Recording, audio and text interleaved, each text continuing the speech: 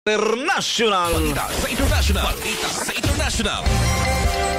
Research vessel ng China nag-aangkorahe sa Mali sa gitna ng tension sa pagitan ng Maldives at India.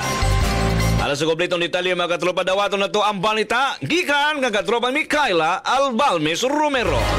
Katropang Micaela, i-express balita mo. XFM Report.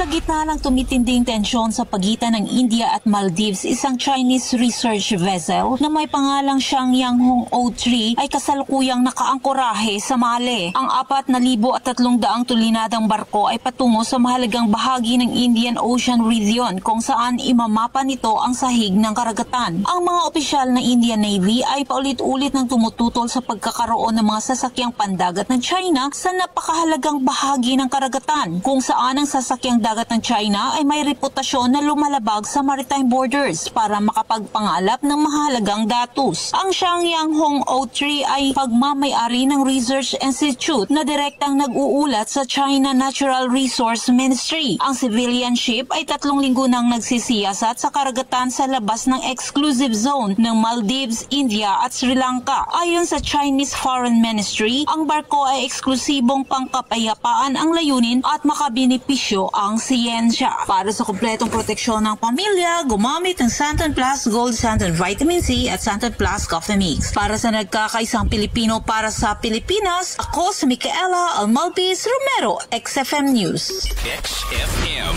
Report.